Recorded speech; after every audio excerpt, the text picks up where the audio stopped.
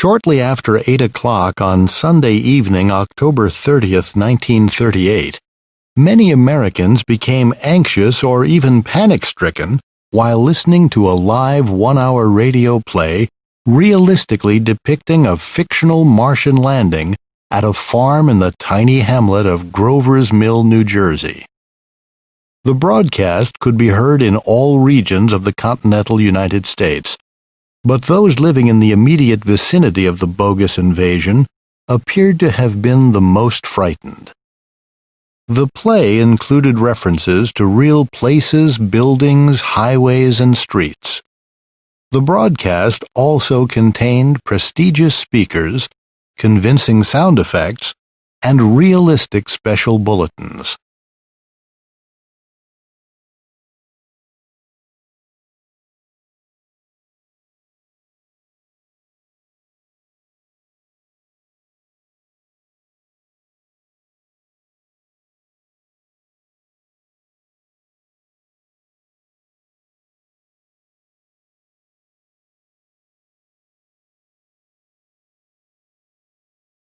Some millennia ago, man decided that he wished to have certain animals living close to him.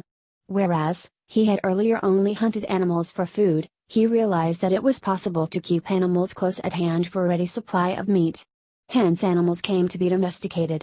Probably at about the same time, man may have discovered that it was possible and fun to keep certain animals as pets. Thus became the close friendship between men and certain animals like cats and dogs, which came to be called pets. It is easy to see that these animals, which were originally in the wild and independent, came to be partially dependent on their masters. In time, through long association, the pet animals became wholly dependent on their masters. So much so that it is now inconceivable that animals kept as pets can go back to the wild. In other words, they need us to survive.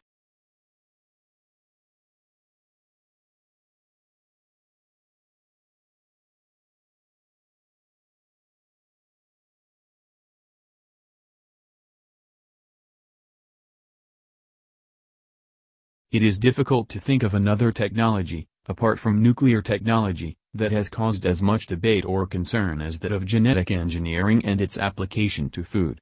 When considering genetic engineering, it should be remembered that almost every living thing that human beings exploit has been genetically modified in a major way. The crops we use for food, the animals we eat, and the plants in our gardens, are radically different from those that existed in the so-called natural state. Thousands of years of selective breeding have improved the yields of crops, the milk production of cows, the quantity of meat of cattle, and the sizes and colors of our flowers. Without this program of genetic modification, modern life as we know it would be impossible.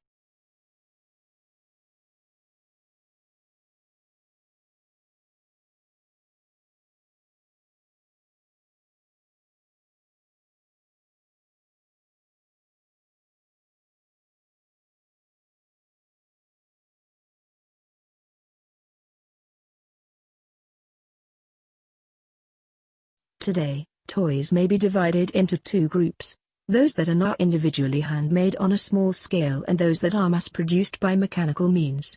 Highly prized electronic toys are predominantly limited to affluent societies. In less wealthy societies, many toys are still made by traditional methods for personal use and for sale, though many of these ephemeral folk toys are now being replaced by similar but more crudely made mass-produced plastic ones. However, despite the global nature of today's toy industry, many examples of folk toys produced by labor-intensive means are still available.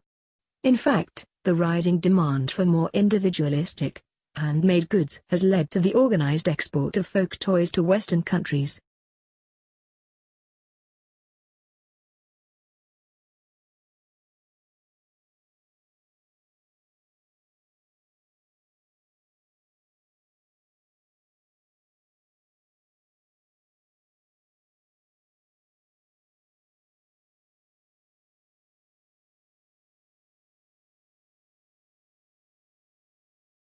Figures published recently strongly suggest that office workers are happier and more positive about work, if they know they can spend some part of their day on personal, recreational activities that they enjoy. 7 out of 10 clerical workers admit to emailing friends, surfing the internet, or playing online computer games during working hours. Most of them claim that they are better motivated, and their time is more productive, because of these breaks in routine. It would therefore seem like good business sense for managers to adopt a policy of tolerance towards this practice. Some firms that have gone the other way, and forbidden personal use of computers during office hours have felt the effects of increased worker apathy and resentment.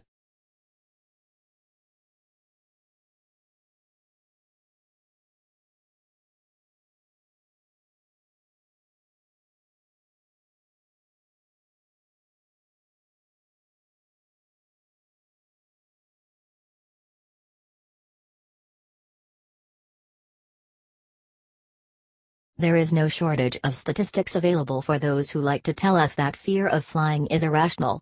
For instance, it is a fact that the chance of being involved in a car accident is hundreds of times greater than the chance being involved in a plane crash. You only have to ride in a taxi from the center of places like Barcelona or Istanbul to the airport to experience for yourself how very dangerous it can be to travel quickly even with four wheels on the ground. Yet there are many people, perhaps as many as a fifth of the population, whose terror really begins when they get out of the taxi and onto the plane.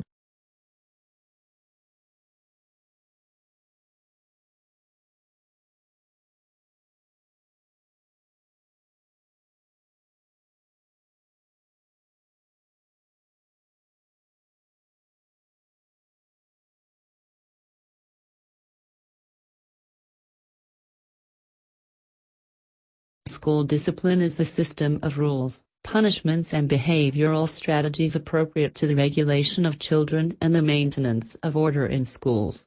The aim of school discipline is, ostensibly, to create a safe and conducive learning environment in the classroom. In a classroom where a teacher is unable to maintain order and discipline, the climate for learning is diminished. A disciplined student is in compliance with the school rules and codes of conduct.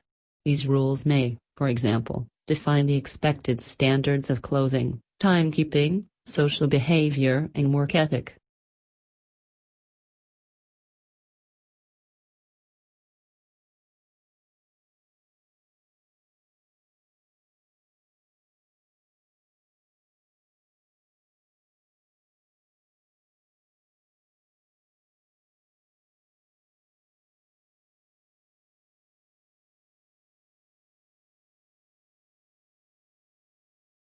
Domestication of birds is a sign of man's cruelty.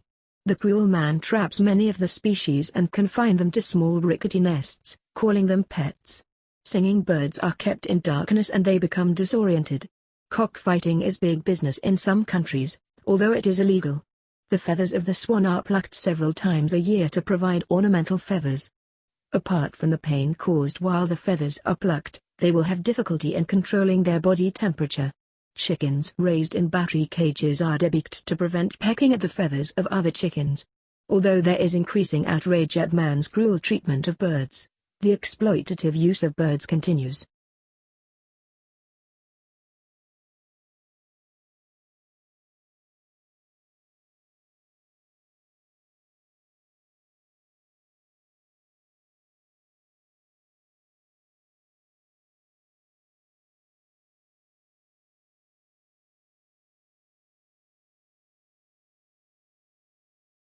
The modern world thrives on advertisements. From every side they seem to confront one's sensibilities and use very kind of medium. Nothing sells like advertisements. Advertising and copywriting are profitable business undertakings. Corporate industries spend a great deal of their money on advertisements. Several decades ago, advertising was done through newspapers, billboards, posters and the likes. Before that it was also done by the hawker or the vendor. But now the use of electronic media has made it well nigh impossible to escape the assault on one's mind by advertisements.